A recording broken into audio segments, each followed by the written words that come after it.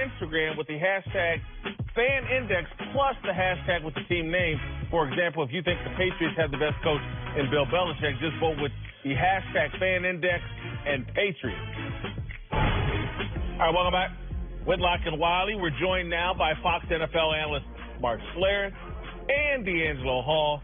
All right, guys, let's move to New Orleans, where Drew Brees needs just 20 yards Monday night against the Redskins to break Peyton Manning's all-time passing record. Drew down. While Peyton is always mentioned in the greatest QB of all time discussion, Brees might deserve more consideration in that conversation.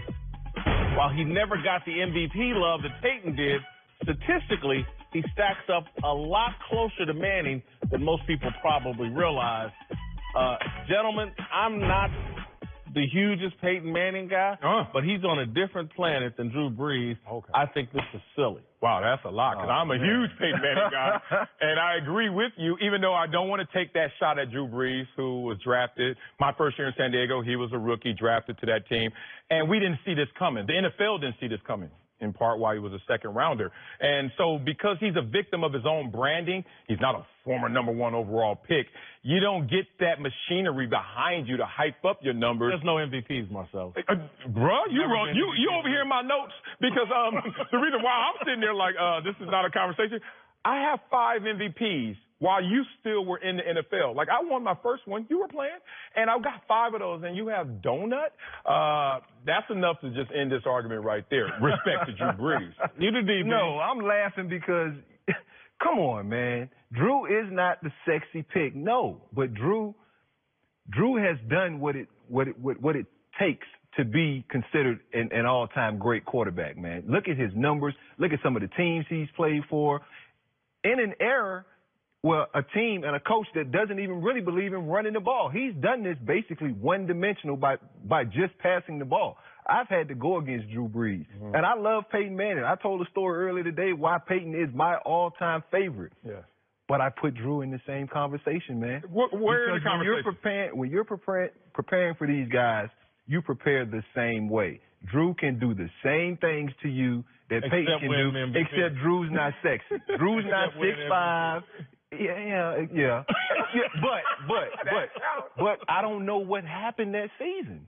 Like, what's that season? Like, I need to go back and do my homework, and I will. And just really break down some of the seasons. Which 5? Some of the seasons that Drew went over for the 5. Which of the 5 you got to when he went over 5,000 yards. Like, what happened? Did AP go for 2,000? Did something else phenomenal happen that didn't give Drew Brees the MVP? He was second 3 we times. can't just say, he's in the conversation now. Just because he didn't win it doesn't mean he's not great. See, I look at Peyton Manning, who essentially changed the league from the standpoint of, here's a guy that will orchestrate an offense from the line of scrimmage, and he was kind of the guy that got credit. The narrative is he's got credit for doing those things. I mean, I've watched Peyton in practice in Denver. Oh, I know he did. But I watched him in practice. Like, John Fox once walked up to me. I'm watching practice. And John Fox says to me, we do blitz pickup every day because Peyton Manning demands that we do blitz pickup every day. We're the least blitz team in the league. Nobody blitzes us, right? And not one coach was talking. Peyton Manning ran the practice.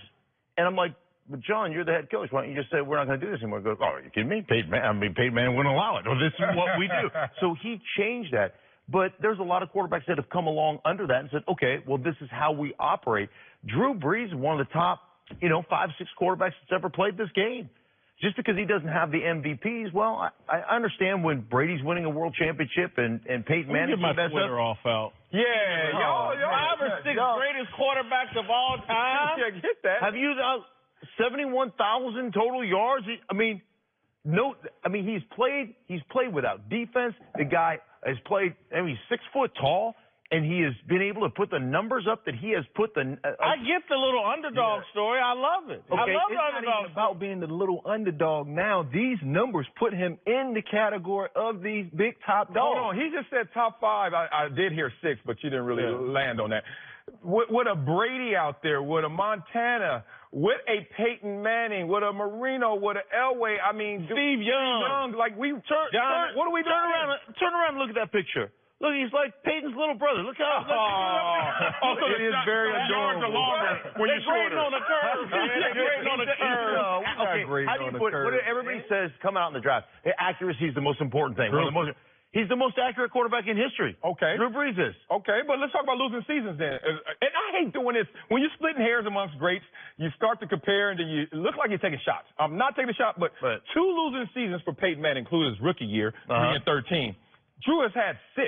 So when D'Angelo says, I want to look into every year, there's 6 losing seasons with, you're saying, a top 5 quarterback in NFL history? Elway had 2. That's tough to swallow when one guy has 2 and one was his first year in the NFL, and that was a horrible team while he was the number 1 overall pick in Peyton Manning. I mean, see, we like to throw numbers out when it benefits us. Yes. Because that's called speak for yourself.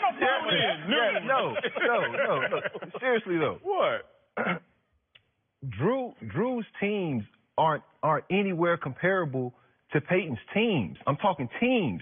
It takes a team to win a championship and to win football games. But Drew, I feel like, has single-handedly at times. It's been times when we went to play those guys, we didn't know who else was on the roster. Right. All right? I get that.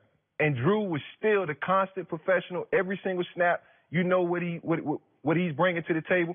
And it's very similar to the same things Peyton does. Yeah. Peyton's had more. Peyton's just not sexy. I mean, Drew's just not sexy. Yeah. Drew's not on the commercials. Right. Drew's not known. He's not in a big market. Right. And he ain't MVP. And by the way, the accuracy thing, who throws it down the field more than Drew Brees? Right. In the league, the way it's currently constructed, I would like to reel something back. 5 or 6 all time, 5 or 6 of that generation. All right, 5 or 6 of his generation is where I was trying to go with that. It didn't come out right. I'll take that. All right, to another guy breaking records this year, Patrick Mahomes. Right. The Chiefs quarterback is off to one of the hottest starts in NFL history, but he will face his toughest test yet against the Jaguars' vaunted defense on Sunday. But even Jags coach Doug Marrone sounds like he's in awe of Mahomes, saying he can't put into perspective how well the young quarterback is playing. I think there's no shot that the Jaguars slow down Patrick Mahomes. He just had his slowdown game against the Broncos for 3 quarters and then came back out in the 4th quarter, became a monster. I expect to see that monster against the Jaguars. Yeah, let me plagiarize the great Trent Dilfer, one of my closest friends and minds when it comes to football. And he said... Y'all got the same hairstyle. Go ahead. Stop that. There's no defending the perfect pass. And as a former defender, I don't care what position you're in, you can't defend the perfect pass, and more so than anybody we've seen of late. This guy throws perfect passes. Well, you know what, though? He's not going to throw 35 perfect passes out of 48 attempts. Good point. Come Sunday. And I just think that this Jacksonville defense, they're built different. When you can just rush with 3 or even 4 at times and drop the rest of those guys in coverage, it's going to make for a long day for old Patty Mahomes here. Because I'm telling you, that defense will not... You're a non-believer? Will not blitz. No, I'm not a non-believer. I think Patrick Mahomes is an amazing talent. I want to see him do it for the full season. Yeah. But this is one of those matchups that's going to humble him a little bit, or not even humble him, because I feel as though he is humble in his approach, but I think we as the media, we tend to crown him. We're crowning him. Yeah. And so I just think this is going to bring him back down to reality. This defense isn't what he's going to face every week. Right. And so we'll see him go against the best. You talk about Tyreek Hill calling out Jalen Ramsey saying, yeah, I want to see this dude, because people saying I'm good. We all know he's good. Let's go. Let's match up. That's the kind of one-on-one matchups you're going to see. And I'm telling you, if that front can rush him with 3 and 4 guys and allow everyone else to play coverage, man, they linebackers can run. Like, Pat Mahomes is not going to be running out this pocket and think Miles Jack and Tevin Smith hard enough, man. Marcus him. Mariota beat them. I mean, you acting like this team is all world. Like, they're beatable. Marcus Mariota with one arm, with one hand, beat them. They will be ready. Okay, I'm listening. And Doug Marrone's trying to make sure. Right. I'm 100% with you when it comes to this Jacksonville Jaguar defense. Not only from a back-end standpoint, their linebackers can run like none other. They're physically, they will dominate the line of scrimmage. What was this thing you said earlier in the program? I was listening. I was over there kind of taking a little nap, and I heard it because it resonated with me. It was something about do and doo-doo. Oh, yeah. Your do so or the doo-doo is the Chiefs' defense. And let me just tell you, on the doo-doo aspect of that, is Doug Marrone understands complementary football, and he understands the value of playing smash mouth football and not letting Patrick Mahomes I don't care how healthy Fournette is. That doesn't matter to me. They will physically dominate the line of scrimmage. Hey, how healthy? You look at Freeman had 8 carries in that Monday night game, averaged 9 yards a carry.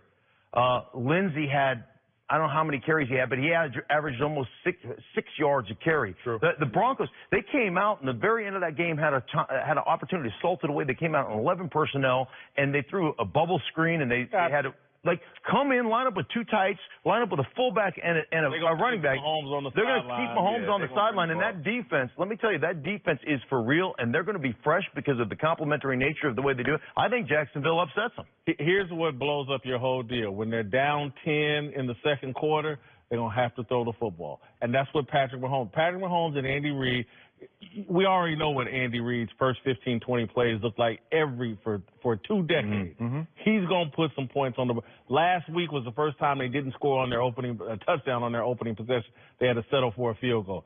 Andy Reid is going to figure out a way to put 2 scores on the board and make Jacksonville have to play catch-up. Make Blake Bortles play catch-up without Leonard Fournette. I think Blake Bortles can even beat this Kansas City defense, man, to be honest. Yeah. I'm sorry. Go ahead. Oh, we got to go. Coming up, Le'Veon Bell should be back with the Steelers soon, but will he be welcomed with open arms? We get into that.